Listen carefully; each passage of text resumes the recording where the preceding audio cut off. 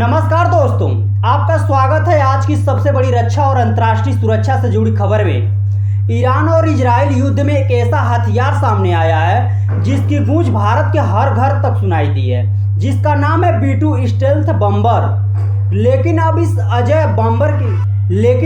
अजय बम्बर को मिल चुका एक असली और खतरनाक चैलेंजर।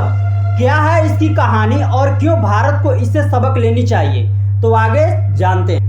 अमेरिका का बनाया गया B-2 स्टेल्थ बम्बर अब तक का सबसे खतरनाक और रहस्यमय विमान माना जाता है। इसका डिजाइन इतना यूनिक है कि इसे एलियन टेक्नोलॉजी तक कहा गया।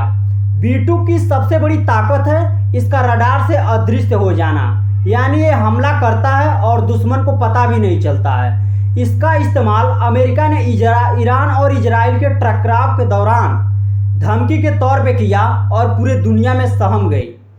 भारत में भी लोग गूगल पे सर्च कर रहे थे B-2 क्या है और क्या भारत के पास भी ऐसा बम्बर है। लेकिन अब अमेरिका ने दुनिया को चौंकाते हुए लॉन्च किया है B-221 रडार। ये एक नया बम्बर B-2 से हल्का होता है, सस्ता है और AI टेक्नोलॉजी से लैस है।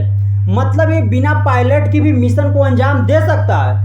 B-21 इस तरह का बनाया गया है कि दुश्मन देश का सबसे आधुनिक रडार भी इसे पकड़ नहीं सकता है। और सबसे बड़ी बात इसका यह है कि ये बहुत ही बड़े पैमाने पर बनाना शुरू हो गया है, जो 2027 तक अमेरिका के पास दर्जनों B-21 होंगे। अब सवाल ये है कि क्या इसका असर किन किन देशों पर पड़ेगा।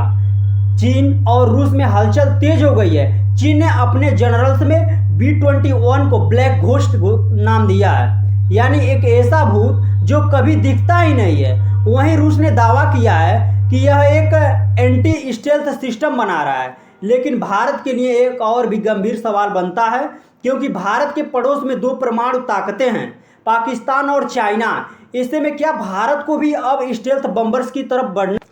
भारत अब तक बम्बर्स की रेस में बहुत ही पीछे है। हमारे पास मिराज और सुखोई जैसे फाइटर जेट हैं, लेकिन लंबी दूरी तक दुश्मनों की जमीन पर वार करने वाले बम्बर नहीं हैं। DRDO का एमिका प्रोजेक्ट आने वाले वर्षों में भारत को स्टेल्थ फाइटर देने वाला है, लेकिन बम्बर नहीं।